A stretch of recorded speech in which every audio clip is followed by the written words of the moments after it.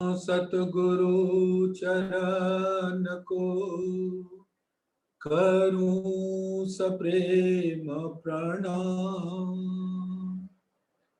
अशुभ हरन मंगल करन धनीश देव चंद्र जी नाम।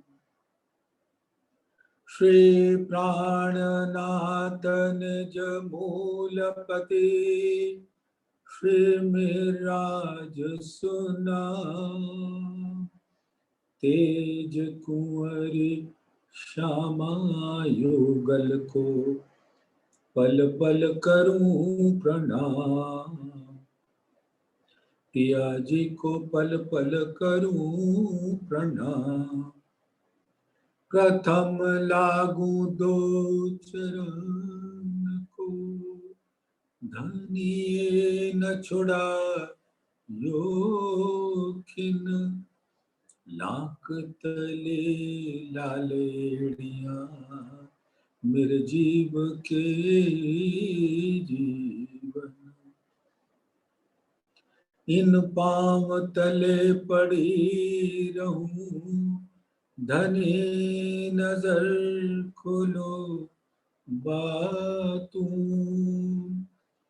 पलना वालूं निरखूं नेत्रे मेरे जीव के जीवन। मेरे जीव के जीवन।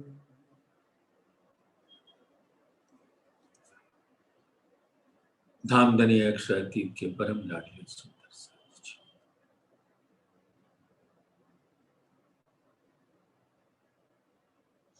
आपके हर स्वरूप, हकीकत स्वरूप, मार्फत स्वरूप, आवेश स्वरूप और हुक्म स्वरूप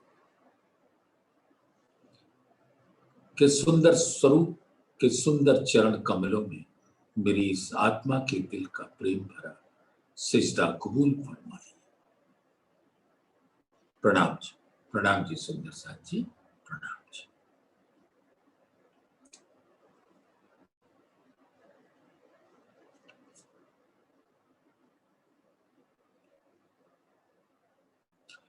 सुंदर साथ हम लोग सिंधी वाणी का अवलोकन कर रहे हैं, उसमें झील रहे हैं। 14 नंबर की चौपाई तक आज सुबह तक बयान हुआ, चर्चा हुई, झीला हम लोगों ने। एक बात दिल में आ रही है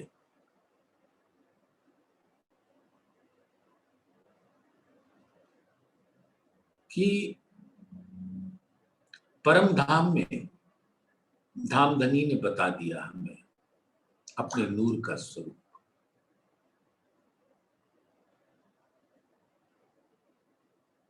नूर सागर में वर्णन आता है, जिमी जात भी रूह की, रूह जात आसमान, जल तेज वायु सब रूह, रूह जात अर्श सुभान। पशु पंखी या दरखत रूह जिनस हैं सब, हक अर्श वाहिद में दूजा मिले न कछु का। सिंगार में फरमाते हैं कि या पहाड़ या तिनका सब चीज बिदात, सब देख देखाई जाहिर जो देखिए माहिर जैसे। आत्म और रूह एकार्थवाची शब्द हैं, दोनों एक ही। और रूह का स्वरूप तो दिल होता है।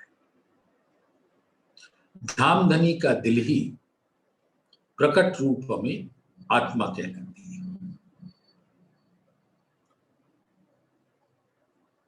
परम धाम में हर स्वरूप रूह है, आत्मा है। हाँ, ब्रह्म सृष्टियों के स्वरूप को पर आत्म इसलिए कह देते हैं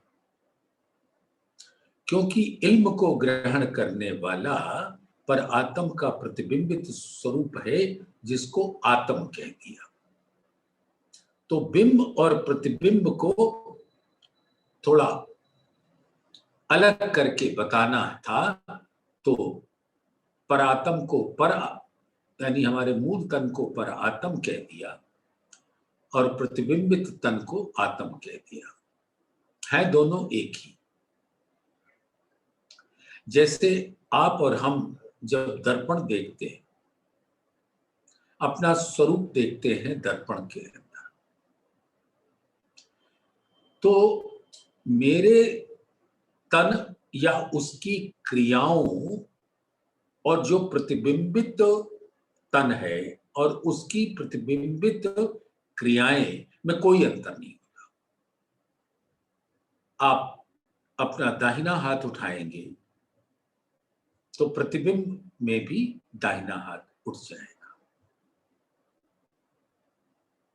आप जो लीला कर रहे हो, मान लीजिए आप कोई मधुर संगीत आपने छेड़ा है, तो वो प्रतिबिंबित तन भी वो मधुर संगीत की लीला कर रहा होगा। यानी बिंब, बिंब यानी मूल, और प्रतिबिंब तो आप समझते हैं, बिंब का कॉपी, प्रति। तो पर आत्म और आत्म बिल्कुल एक तन होते हैं और दोनों की क्रियाएं बिल्कुल एक जैसी होती है।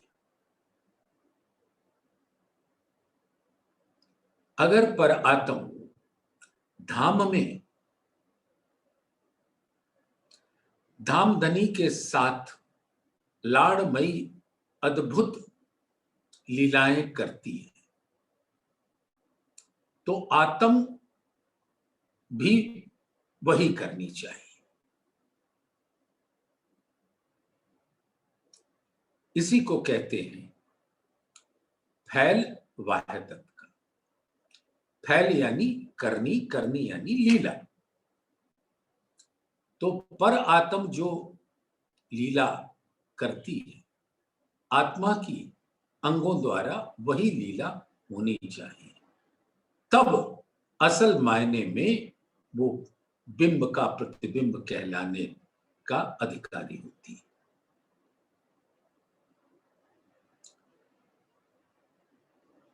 आप विचारो सुंदर साथ,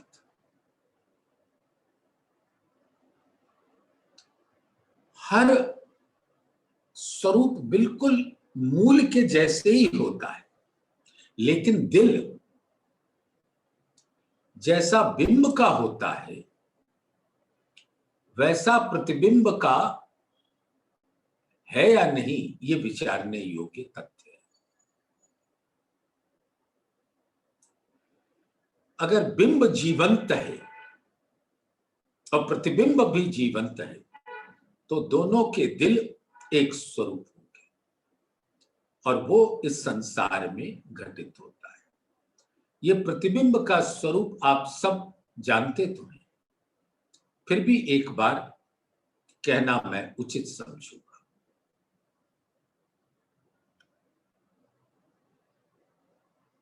उदाहरण हम मूल मिलावे का ही लेंगे। वैसे तो हर जगह ही परम धाम मूल मिलावा है। धाम धनी की नजर अष्ट प्रहर रूहों पर रहती है।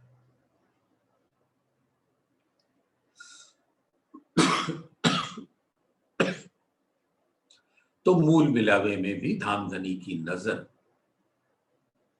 रूहों के स्वरूप पर रहती है। और जैसे रूहों के मूल तन का प्रतिबिंब धामधनी के दिल में होता है, नैनों में होता है, वैसे ही धामधनी का प्रतिबिंब पर आत्म के नैनों में होता है। और नैन और दिल एक ही स्वरूप होते हैं। दिल मार्फत का स्वरूप होता है और नैन हकीकत का स्वरूप होता है। अब जरा विचारिए, आप सभी सुंदर सात परम धाम के अंदर मूल मिलावे में विराजमान है। मूल मिलावे का उदाहरण लिया जा रहा है। वैसे तो चाहे तीजी भौम हो, चाहे 25 पक्ष के कोई भी पक्ष या रंग महल के किसी भी भौम पर हो, धामधनी की नजर हमसे हटती नहीं, हमारे ऊपर से हटती नहीं। और रूहों की नजर भी धामधनी के सुंदर स्वरूप से कभी हटती नहीं। तो धामधनी का प्रतिबिंब रूहों के नैनों की पुतलियों में अखंड रूप से विराजमान रहता है। वो हकीकत का स्वरूप,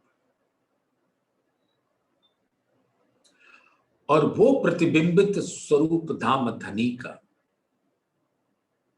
रूहों के दिल में पहुंच जाता है, जो रूहों की मारिफत का स्वरूप होता है। तो दिल मारिफत है और नैन हकीकत है, और दोनों एक दूसरे से जुड़े हैं। अब अपने मूल तन को देखें। धामधनी की नजर है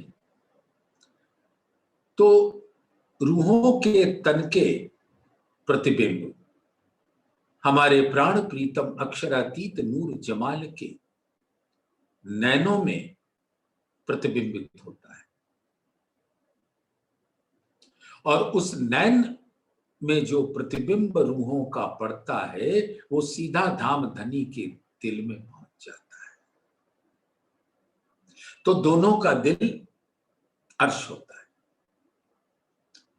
धामधनी विराजते हैं रूहों के नैनों में हकीकत स्वरूप से और रूहों के दिल में मारिफत स्वरूप से, और रूहें धामधनी के नैनों में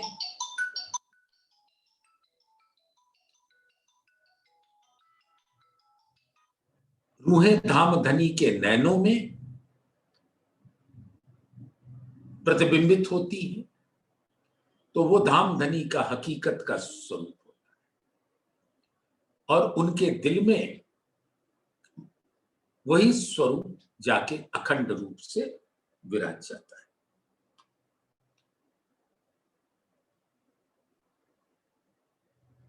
सुंदर साथ जी, ये बहुत ही प्यारी सी सिचुएशन है। हम सब उसमें झीलें जरा। आप देखें कैसे धामधनी आपके दिल में प्रवेश करते हैं, आपके नैन रूपी हकीकत से आपके दिल रूपी मारिफत में।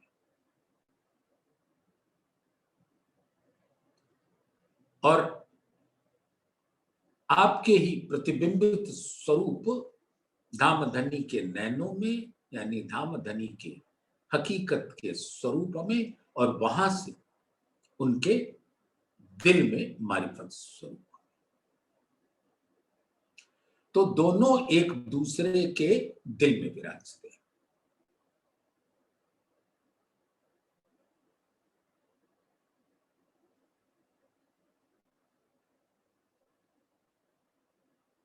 सुंदर साथ जी, वाणी में एक बहुत प्यारी सी चौपाई है जिसका हम सब ने न जाने कितनी बार अवलोकन किया है, कितनी बार झीला है, और झीलते झीलते भी दिल तृप्त नहीं होता। अर्श तुम्हारा मेरा दिल है, तुम आए करो आराम, सेज बिछाई रुचि रुचि के, यही तुम्हारा विश्राम। ये धामधनी महामती जी के द्वारा, इंद्रावती जी के द्वारा ये कहला रहे हैं। अब एक बड़ी प्यारी सी बात है इसके अंदर कि ये इंद्रावती जी कह रही हैं कि धामधनी कह रहे हैं।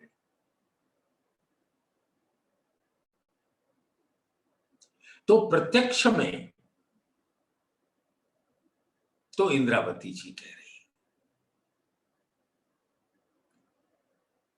यानी हकीकत के रूप में ये इंद्रावती जी के वचन कहलाएंगे, लेकिन वाणी के हर हर्फ तो धामधनी के वचन है, तो वो मारिफत का स्वरूप होता है। अब दोनों विधि से आप जरा विचारें। जब इंद्रावती जी कहती है अर्श तुम्हारा मेरा दिल है, तो वो अपने स्वरूप को मूल मिलावे में देख रही होती है, मूलतन को। और धामधनी कैसे उनके नैनों की पुतलियों में प्रतिबिंबित होकर उनके दिल में आकर समा जाते हैं अखंड रूप से। अर्श तुम्हारा मेरा दिल है, इंद्रावती जी फरमाती हैं कि मेरा दिल ही तुम्हारा अर्श है। अर्श माने होता है सिंहासन, जहां धामधनी के चरण कमल पड़ते हैं, उनकी बैठकी होती है।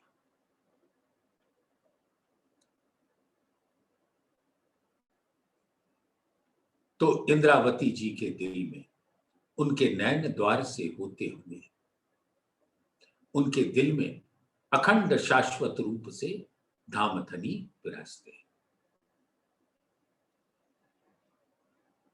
किसी भी स्वरूप को आप यहां देखें तो पहले अपने नैनों से देखते हैं, फिर वो आपके दिल में समा जाता है और जितना प्यारा लगता जाता है उतना पूरी शिद्दत के साथ आपके दिल में बैठ जाता है। तो अर्श तुम्हारा मेरा दिल है, तुम आए करो आराम, सेज बिछाई रुचि रुचि के, यही तुम्हारा विश्राम। तब धामधनी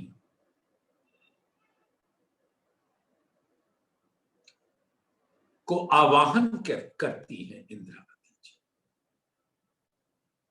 कि मेरा दिल तुम्हारा अर्श है, परम धाम में तो आपका अर्श मेरा दिल है ही। और सेज बिछाई रुचि रुचि के, अपने दिल की जो रहनी है वो कौल फैल के रूप में प्रकट होती है, बहदत का की लीला का स्वरूप होती है।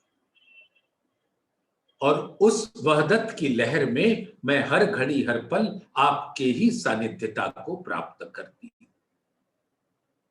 सुंदर साथ, इसको कठिन मत समझ लीजिएगा, नहीं तो सारा भाव टूट जाएगा।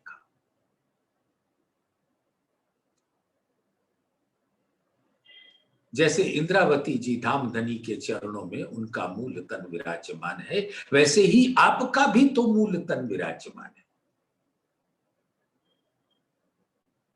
और धामधनी के सुंदर नूरी स्वरूप, जिसके अंग अंग इश्क के सागर है,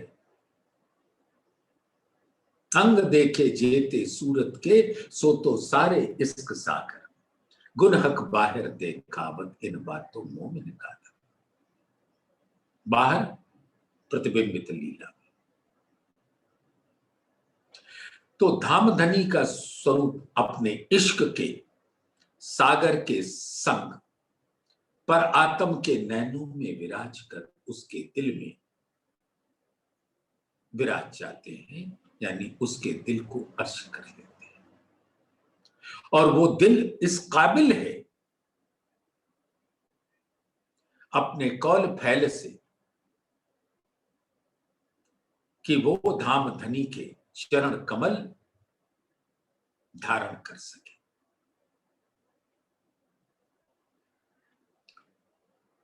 अब आपका मूल तन परम धाम में विराजमान है, जैसे आपके नैनों से होते हुए धामधनी आपके दिल में समाते हैं और आपके दिल को अर्श करते हैं, वैसे ही ठीक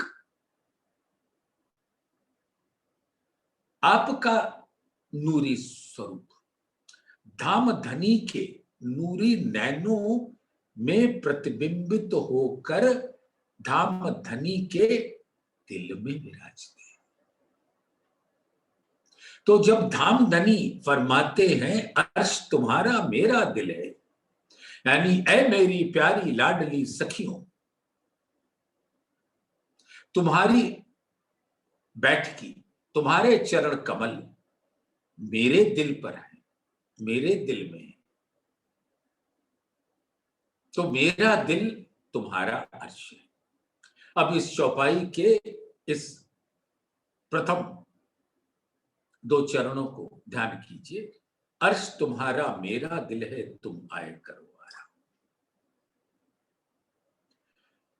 तो इंद्रावती जी भी वही बात कह रही हैं कि ओ मेरे प्यारे प्रीतम प्राण प्रीतम अक्षरातीत नूर जमाल, हमको लाड़ लड़ाने वाले आपका स्वरूप मेरे दिल में अर्श बनाकर विराजमान है।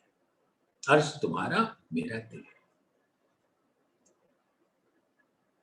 और तुम आए करो आराम, और तुम्हें अपनी आत्माओं के दिल में ही आराम मिलेगा। सेज बिछाई रुचि रुचि के, ये सेज क्या है? कौल फैलहार, जो वहदत का है,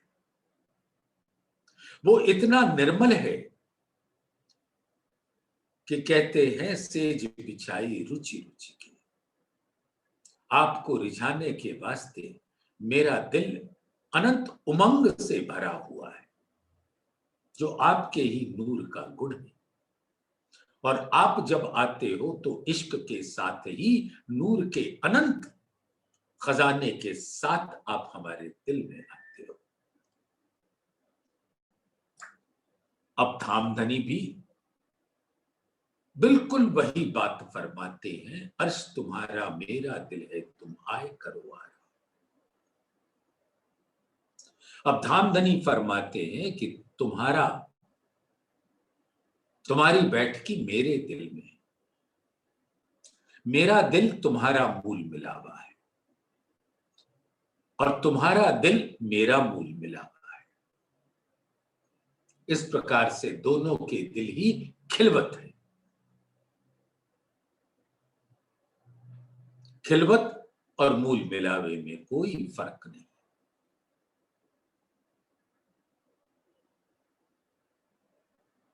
तो अर्श तुम्हारा मेरा दिल है, तुम आए करो आराम। इंद्रावती जी के वचन भी उसको सिद्ध करते हैं कि उनका दिल मूल से ही धामधनी का अर्श है, और धामधनी के वचनों से ये जाहिर हो जाता है कि हर रूह धामधनी के दिल में विराजती है। और वहां धामधनी फरमाते हैं कि मैंने अपने दिल के अंदर अनंत सागरों का लहराता हुआ स्वरूप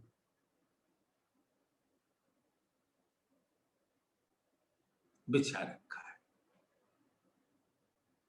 मेरे दिल के अंदर 8 सागर, एक एक सागर में अनंत सागर, इसलिए मेरा दिल तुम्हारे वास्ते महासागर का स्वरूप है, जिसके अंदर अनंत खजाने हैं।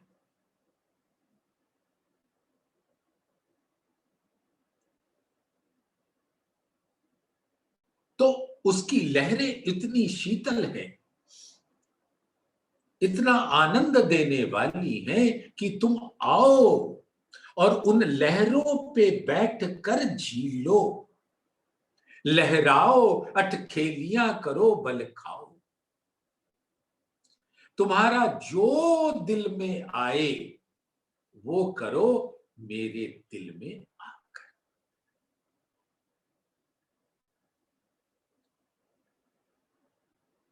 ये परम धाम का स्वरूप, अब उसी पर आत्म का तन और दिल दोनों का प्रतिबिंबित स्वरूप यहां आत्मा है कि जो धाम धनी के नैनों में आत्म स्वरूप है, तो धाम धनी ने उसको दिल में लिया और दिल से हुक्म को उस स्वरूप को धारण करा दिया और आवेश देकर, अपनी नजर देकर इन मानव तनों पे आवेश स्वरूप के माध्यम से बिठा दिया। तो यहां पर हर आत्मा का दिल खिलवत है।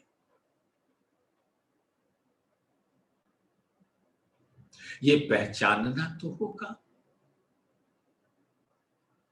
धामधनी ने कितनी बार उद्घोष किया है,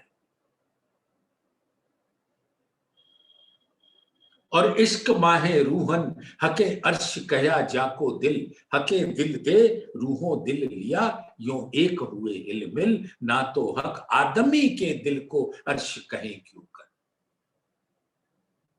ये जो मानव तन है, उसको जिसको आदमी कहा जाता है, उसके दिल को अर्श कैसे कहा।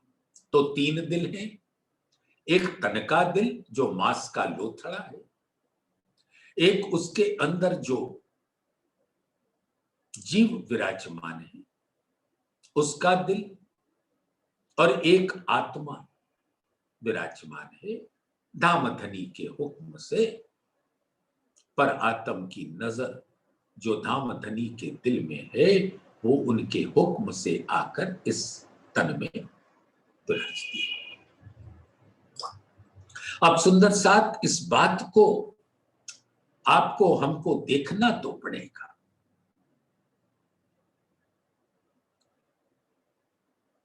कि जब कहते हैं इस आदमी के दिल को अर्श कहें क्यों कर, तो ना इस मांस के लोथड़े का दिल अर्श है, ना जीव का दिल अर्श है, लेकिन आत्मा का दिल तो परम धाम से शाश्वत रूप से अर्श है, खिलवत है। और जब मैं अपने आप को उस आत्म स्वरूप में स्थित कर लेती, अब मैं ना ये तन हूं, ना ये जीव हूं, मैं आत्मा। मैं धाम का निस्बती हूं, अंकुरी हूं, और मेरा दिल मेरे प्राण प्रीतम का अर्श है, उनका खिलवत है।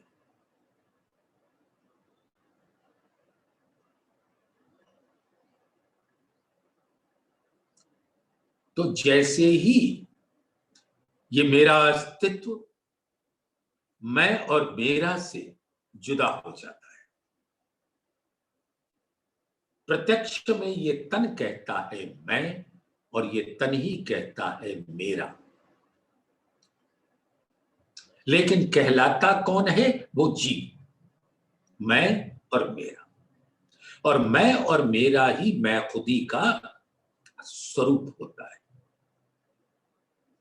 अहंकार का स्वरूप होता है। और आत्मा मात्र दृष्टा होकर इस जीव और उसके माध्यम से इस तन के लीलाओं को निहार रही होती है, और पर आत्म का दिल यहां की लीलाओं को देखकर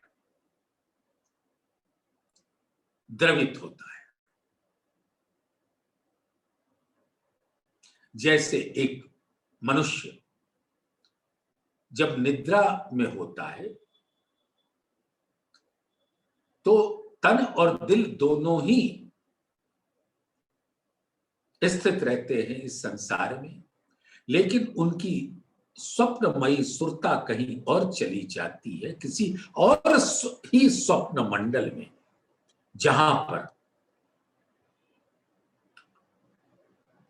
बहुत दारुण दृश्य होता है।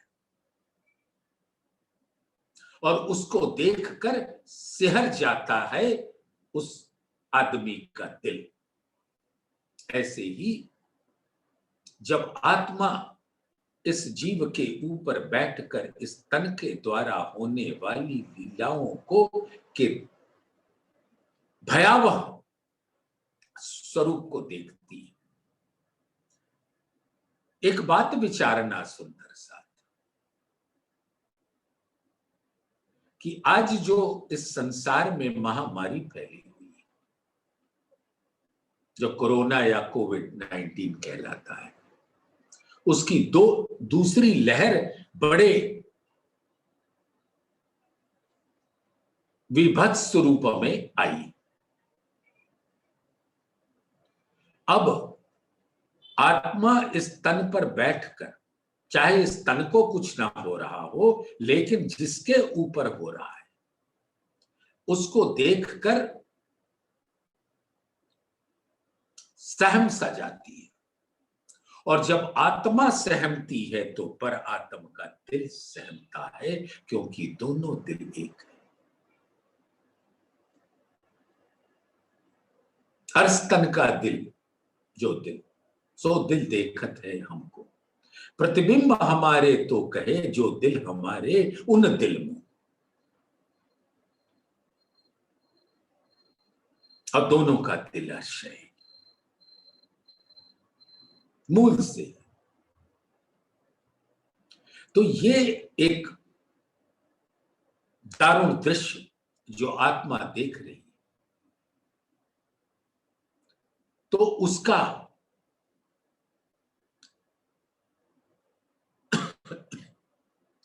परिणाम पर आत्म के दिल पर पहुंचता है।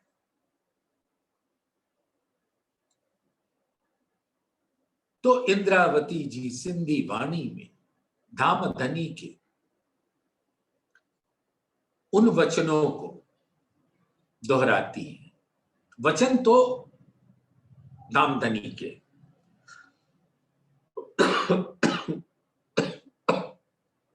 लेकिन धामधनी इंद्रावती जी के द्वारा कहला रहे हैं कि प्रत्यक्ष में ऐसा लगता है कि इंद्रावती जी कह रही हैं, और वो भी कह रही हैं सब रूहों की वकीली करते हुए, उनका प्रतिनिधित्व करते हुए, उनके इमाम होकर, उनके लीडर होकर। लेकिन ना कोई वकील है, ना कोई जज है, जो है वो धामधनी अक्षरातीत का ही स्वरूप है। आत्मा भी धामधनी का स्वरूप, पर आत्म भी धामधनी का स्वरूप। एक अक्षरातीत के अलावे दूजा तो कोई है ही नहीं।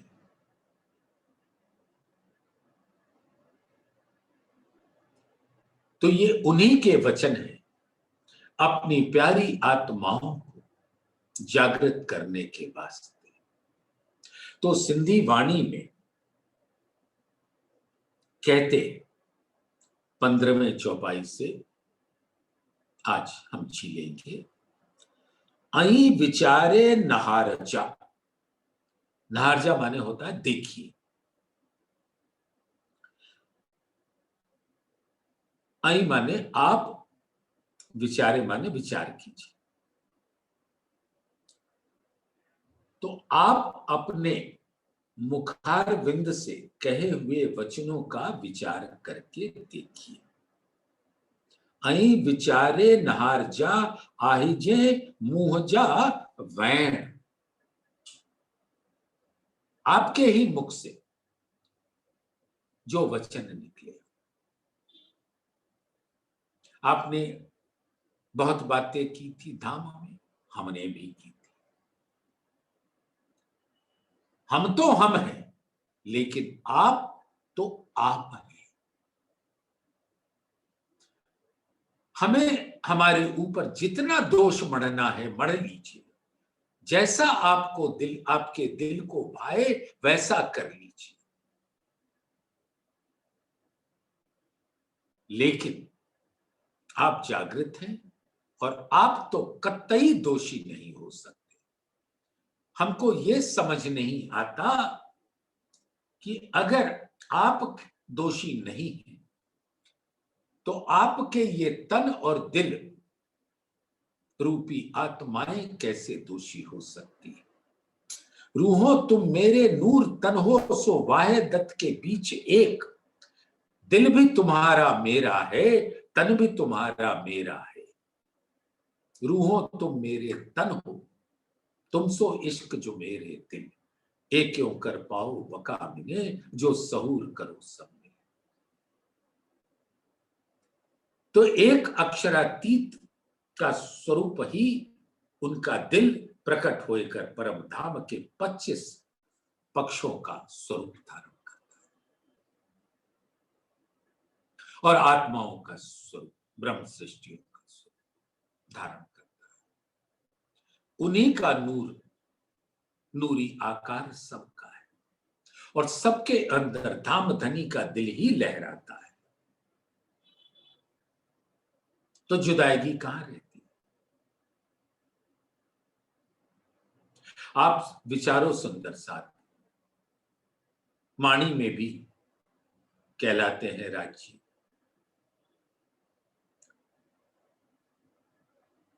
कि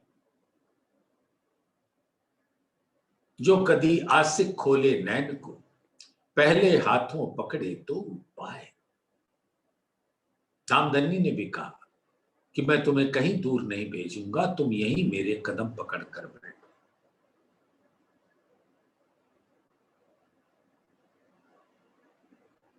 जो कदी आसिक खोले नैन को, पहले हाथों पकड़े दो पाए। ये नैन अंग नूर जमाल के, सो आसिक से क्यों जाए। उन नैनों में ही तो मेरा मूल स्वरूप है, पर आत्म का प्रतिबिंब है धाम धनी के नूर जमाल के नूरी नैनों में। वो उससे कैसे छूट सकता है, लेकिन पहले शरण पकड़। ये लश्कर सारा दिल का, सो दिल बरी सब चाहे। अपना दिल दे उनका लीजिए, इन विध शरणों पहुंचाए।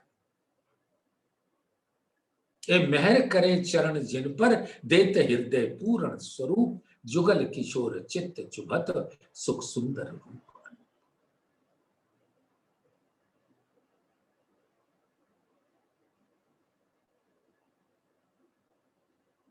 श्री महामत कहे हक हुक्म, ऐसा सुख ना दूजा कोई। पाऊं मासूक के आसिक, पिए रस धोए धोए। ये एक अलंकारिक रूप से धामधनी के प्रति अपनी श्रद्धा, समर्पण और एकत्व घोषित करती। धामधनी ने बताया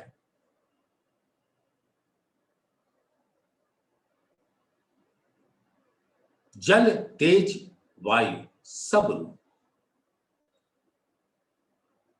तो जल भी आपकी संगी आत्मा है, नूरी तेज भी आपकी संगी आत्मा है, उजास, और वायु भी आपकी संगी आत्मा है।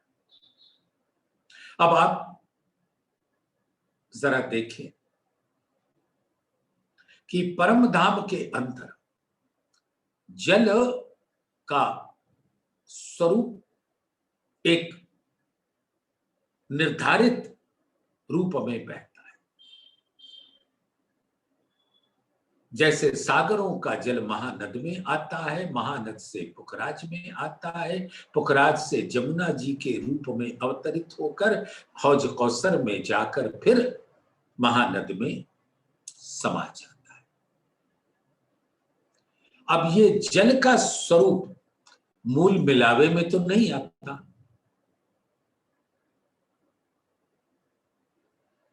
तो अगर सुंदर साथ अपने आप को वायु का स्वरूप समझ ले, उससे अंगे संगे हो जाए, तो वायु तो किसी भी स्वरूप को छोड़ता नहीं। उसकी मौजूदगी हर जगह होती है। तो मूल मिलावे में आप विचारो सुंदर साथ, आपके प्राण प्रीतम जुगल स्वरूप होकर कंचन रंग के सिंहासन पर बैठे हैं, और आपने अपने आप को वायु से अरस परस कर लिया, और वायु तो नख से शिख तक अंग अंग को का स्पर्श करती रहती है, और धामधनी के हर अंग का रसपान करती है, इश्क का रसपान करती है।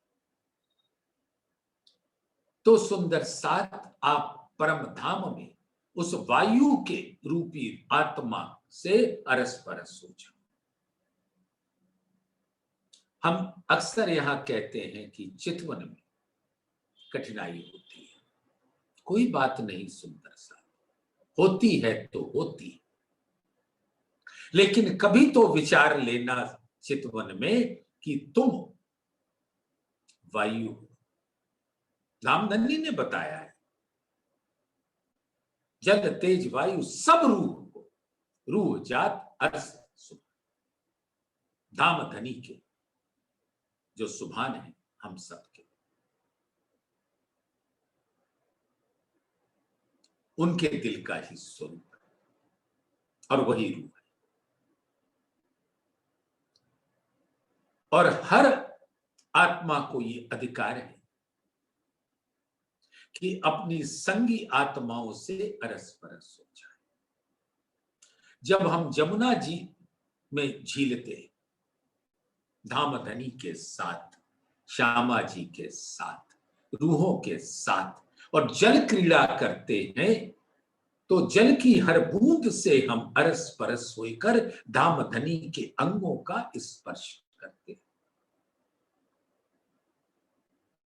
लेकिन जब वायु के रूप में स्थित हो जाते हैं, तब तो हर घड़ी हर पल मुझे अपने प्राण प्रीतम के हर अंग का सुख मिलता है।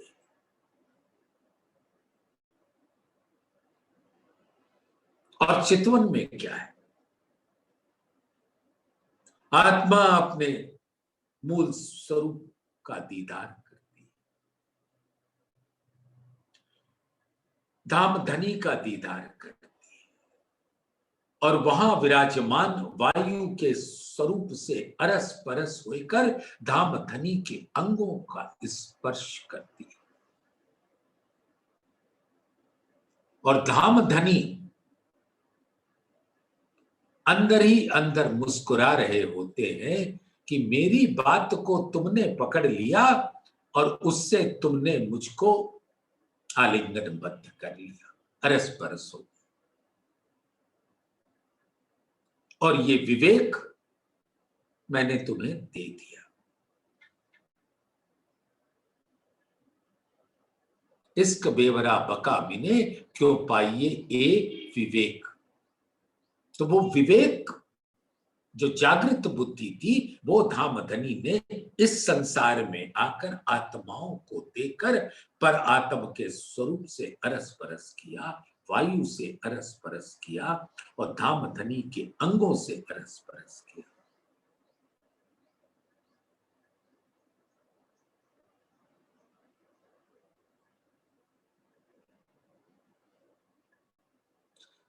तो आप अपने मुखार बिंद से कहे हुए वचनों का ध्यान कीजिए। आपने कहा था कि मैं अपना रसूल भेजूंगा, मैं तुम्हारे संग रहूंगा।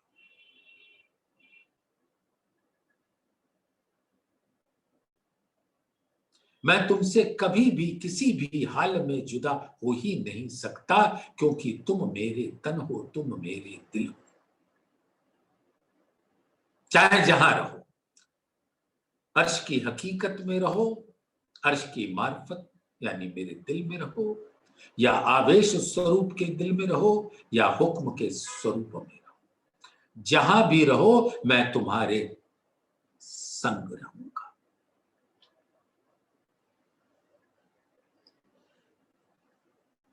तो आपने ही तो ये कहा था ना, आप अपने मुखारविंद से कहे हुए इन वचनों पर विचार तो कीजिए।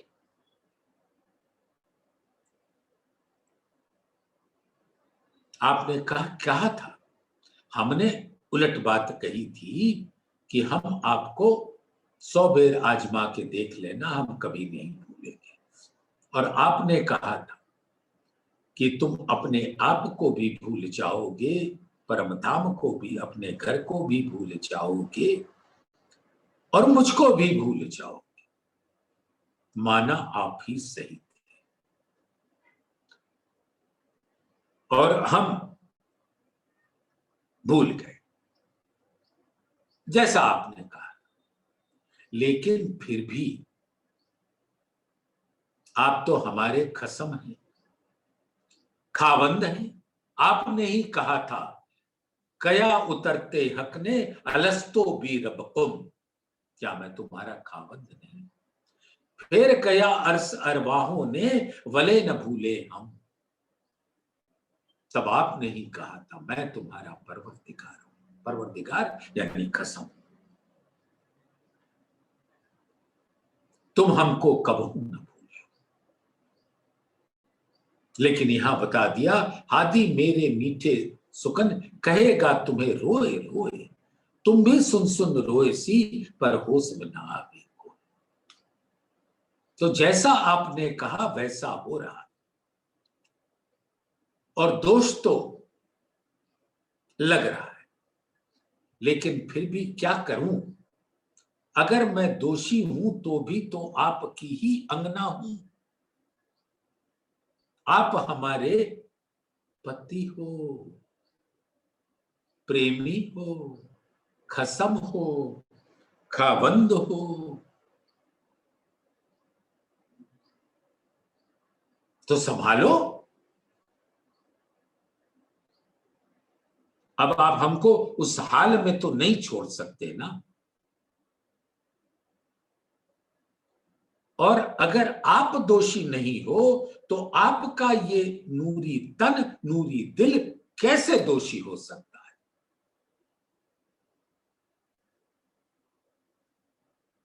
मुंके इलम देई पाहिजो, आपके इस तारतम ज्ञान ने इस संसार में मुझे सावधान कर दिया है, सावचेत कर दिया है।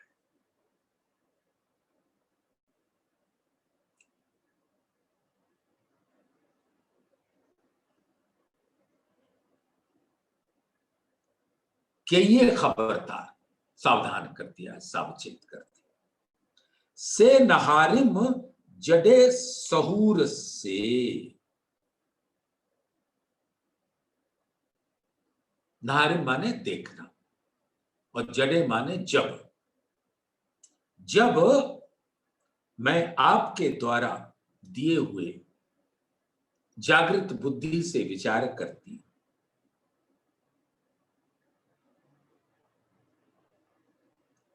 तो मैं कांप जाती। से नहारिम जडे सहूर से तक कांद आऊ ना गुनहगार, कांद यानी प्राण प्रीतम।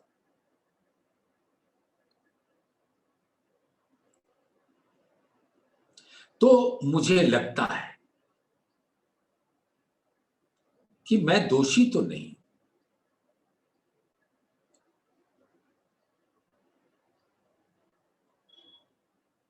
एक जैसे प्राण प्रीतम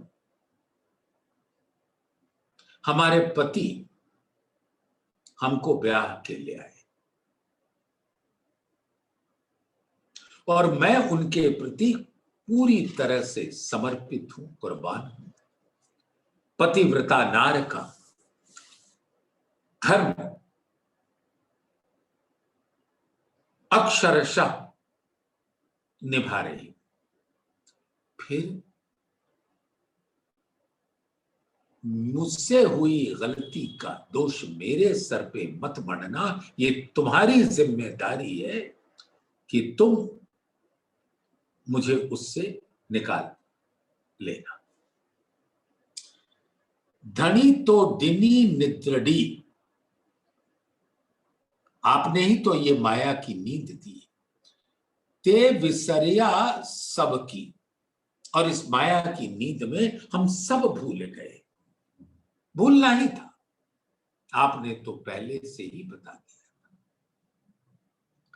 जी नचाए तीन नचियों, और जैसे आप नचाते हो वैसे ही हम नाचते हैं।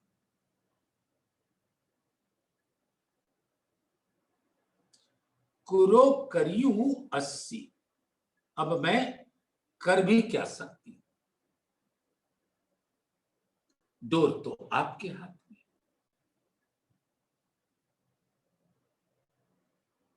आप जैसे चाहो अपने हुक्म रूपी डोर से मुझे नचाते हो और मैं नाचती हूं, फिर दोष कहां लगता है? जैसे आपने नचाया वैसे ही तो मैं नाची।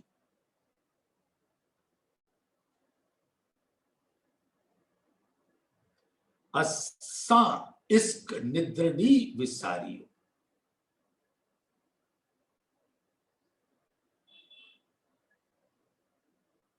हमारा इस नींद में कोई बस नहीं चलता, हम सब भूल गए।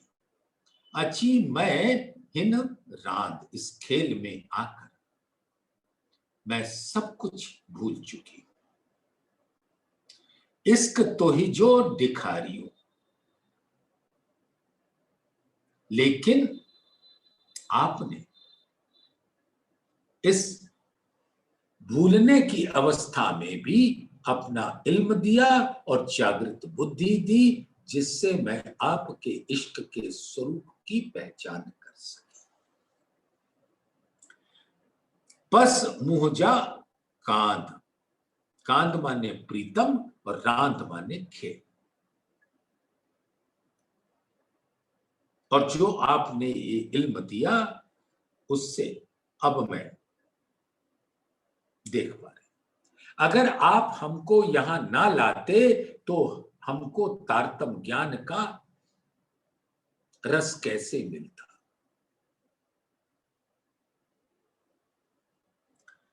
तनडा असाजा तो कने, पण दिलडा असाजा कित, से की फिकर न करियो के हाल मुंह जो चित। हमारा मूल तत्व तो आपके चरणों में, मूल मिलावे में, परम धाम में विराजमान है, किंतु हमारा दिल कहां है? पर दिलडा असाजा कित कहां है? आपको तो लग ही रहा है ना कि हमारा मूल तत्व तो आपके चरणों में बैठा है, तो कौन सी हानि होने वाली है? लेकिन एक बार तो विचार के देखिए कि हमारा दिल कहां है,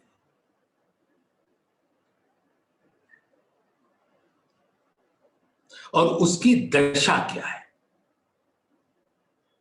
वो अपने इस दिल में माया का दारुण दृश्य देख देख कर सिहर रही,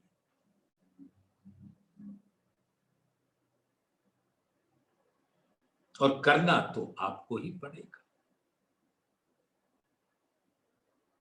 बैठे तो हम आपके चरणों में बिना किसी शक के, लेकिन आपने हमारा दिल अपने हुक्म से इस खेल में डाल दिया, जहां मैं अपने आप को पूरी तरह से बिसर चुकी, भूल चुकी। लेकिन इल्म देकर और जागृत बुद्धि के साथ, जागृत बुद्धि दे इन्हों को जिनसे देखी लहरें बका,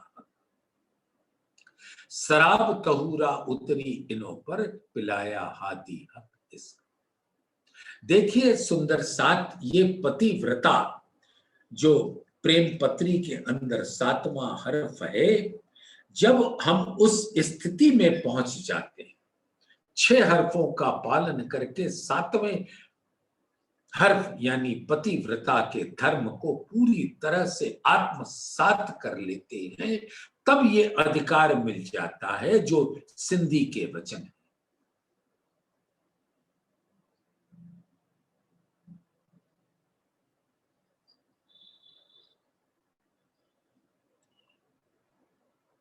बैठे तो आपके चरणों में है, लेकिन दिखा आप क्या रहे?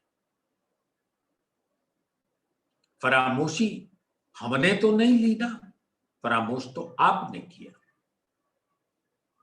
हाँ, मानती, इस फरामोशी की अवस्था में आपने अपना सुंदर तारतम ज्ञान दिया और उसको समझने के वास्ते जागृत बुद्धि दी।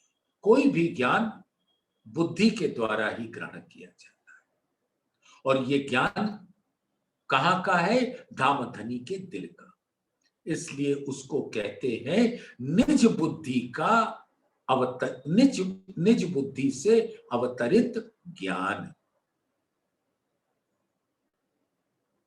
और उस ज्ञान को इस मानव तन के पास जो जीव की बुद्धि है वो स्वप्न की बुद्धि है, क्योंकि स्वप्न से ही उसका स्वरूप खड़ा है, स्वप्नवत। तो सपने की बुद्धि से निज बुद्धि के ज्ञान को ग्रहण नहीं किया जा सकता। उसके लिए धामधनी ने वो विवेक दिया, जागृत बुद्धि दी, जिनसे धामधनी का मूल स्वरूप और सभी लीलाओं का, खिलवत की बातों का रसपान कर सके, जो धामधनी ने अपने निज बुद्धि से हम सबके दिलों में अपने तारतम ज्ञान से उतार दिया।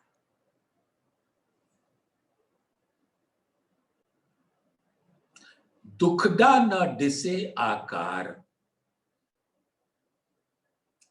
आप तो जानते हैं कि शरीर तो कभी दुख नहीं देखता। जैसे इस संसार में कोई कष्ट आए तो शरीर थोड़ी उसको महसूस करता है, महसूस उसके अंदर वो जीव जो है, चेतन तत्व, क्षणिक चेतनता है उसकी, लेकिन है तो वो चेतन। जैसे कोई कांटा चुभ जाए तो चुभा किसको? इस तन को। और दुख किसको हुआ? जीव को। सिहरता कौन है? जीव। तो शरीर दुख को प्राप्त नहीं होता, जीव प्राप्त होता है। और जीव जो प्राप्त होता है वो आत्मा उसको देखती है, दृष्टा होकर। जब जीव सिहरता है तो आत्मा भी उसको देखकर वैसा ही अनुभव करती है। और पर आत्म के दिल के नैन की नजर इस आत्मा पर विराजती है, जो उसका प्रतिबिंबित स्वरूप है, तो उसके दिल में भी वही बात आ जाती है। तो दुखदा ना दिसे आकार, ये शरीर कभी दुख को नहीं देखता, दुख को तो दिल ही देखता है। दिलडा दुख पसन्न, पसन्न माने देखना, पस माने देखना, नहारिये माने देखना। से दुख दिसे दिल रांद में, और जो यहां पर दिल इस खेल के दुखमय स्वरूप को देख रहा है, तो उस दिल को दुख होता है, तन को कुछ नहीं होता। तो दिल इस खेल में दुख को देख रहा है।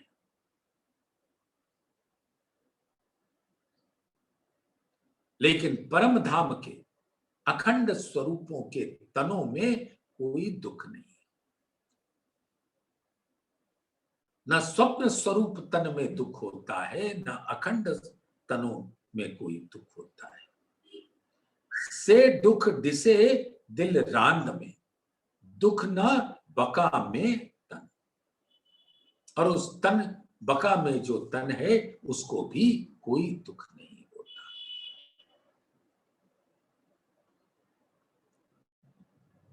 शरीर को तो मात्र साधन बनाकर दिल सुख या दुख का अनुभव करता है।